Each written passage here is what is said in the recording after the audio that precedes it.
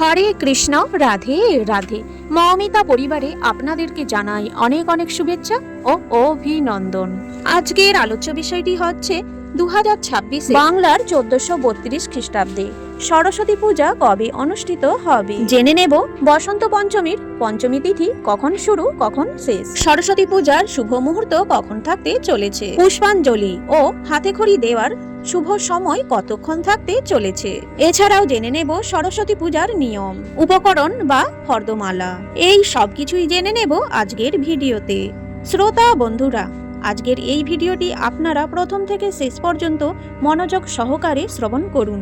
আপনারা কিন্তু অনেক কিছুই জানতে চলেছেন। এই ভিডিওর মূল পর্বে যাওয়ার আগে আমার সকল শ্রোতা বন্ধুদের কাছে একটি অনুরোধ, মৌমিতা পরিবার রাধা মাধব এই চ্যানেলটিকে সাবস্ক্রাইব করে পাশে থাকা বেল আইকনটি প্রেস করে রাখার অনুরোধ রইল, যাতে সকল ভিডিওর নোটিফিকেশন আপনারা খুব সহজেই পেয়ে যান। তাহলে চলুন বন্ধুরা, শুরু করা যাক আজকের ভিডিওর বিষয়বস্তু। এই বছর অর্থাৎ 2026 সালে সরস্বতী পূজা কবে পড়েছে তা নিয়ে একটু দ্বন্দ্ব তৈরি হয়েছে।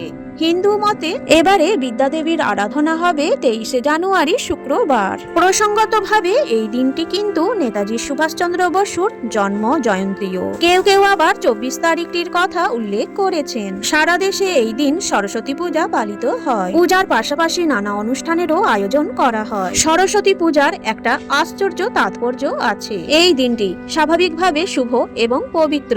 এই দিন শিক্ষা, সঙ্গীত, শিল্পকলা সংক্রান্ত কোনো নতুন কাজ শুরু করা যেতে পারে। সরস্বতী পূজার দিন পূজার স্থান ভালোভাবে পরিষ্কার করে শুদ্ধ আসনে পূর্ব বা উত্তরমুখী হয়ে বসুন।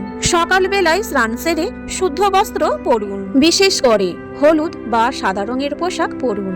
এরপরে গঙ্গা জল দিয়ে দেবী মূর্তি বা ছবি স্নান করিয়ে হলুদ কাপড় পরান। একটি প্রদীপ ও ধূপ জ্বালিয়ে দেবীর আরাধনা শুরু করুন। বাধা দূর করতে প্রথমে গণেশ পূজা করুন, তারপরে ওম সরস্বতী মহাবিদ্যা জ্ঞান শক্তি প্রদায়িনী বা অন্যান্য মন্ত্র জপ করুন ও আরতি করুন। দেবীকে হলুদ ফুল, দোয়াত খাগির কলম, শ্বেত চন্দন, নারকেলি কুল নৈবেদ্যের মধ্যে মিষ্টি খিচুড়ি দিন। বই, খাতা, বাদ্যযন্ত্র দেবীর চরণে রাখুন, যা এই দিন ব্যবহার করবেন না। এইবার জেনে নিন এই দিনে কোন কোন কাজ করা যাবে না। এই দিন মাছ, মাংস, মদ্যপান এড়িয়ে চলুন। চুল কাটা বা সেলাইয়ের কাজ এই দিন একেবারেই করবেন না। জিভাতে দেবী থাকায় এই দিন কটু কথা থেকে বিরত থাকুন।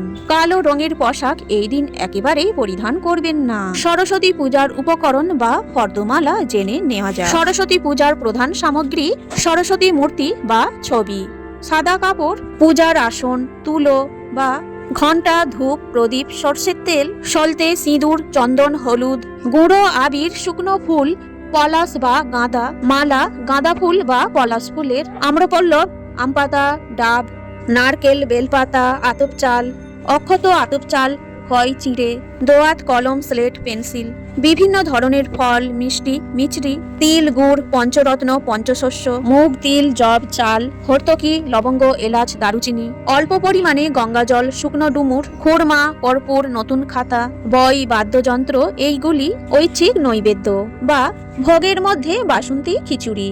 এখানে চাল, মুগ ডাল, হলুদ, জিরা, ঘি, লবণ ব্যবহার করবেন। মিষ্টি যেমন ক্ষীর, সন্দেশ, বিভিন্ন ফল, কলা, আপেল এইগুলি নেবেন। অতিরিক্ত উপকরণের মধ্যে পুরোহিত বরণ সামগ্রী যদি পুরোহিত দ্বারা পুজো করুন তবেই নেবেন। এছাড়াও তীরকাঠি, ঘট ও পঞ্চপল্লব।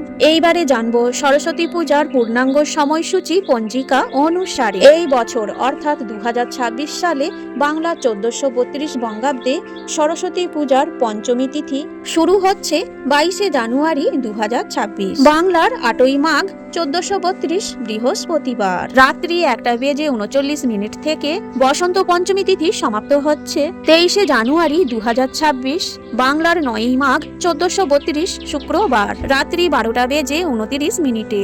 সরস্বতী পূজার সব থেকে শুভ মুহূর্ত থাকতে চলেছে 23 জানুয়ারি 2026 বাংলার 9ই মাঘ শুক্রবার সকাল 7:14 থেকে দুপুর 12:35 পর্যন্ত। এই বছর এই একই সময়ে রয়েছে অর্থাৎ সকাল 7টা বেজে 14 মিনিট থেকে দুপুর 12টা বেজে 35 মিনিট পর্যন্ত পুষ্পাঞ্জলি এবং হাতে খড়ি দেওয়ার সবথেকে শুভ মুহূর্ত। জয় মা সরস্বতী।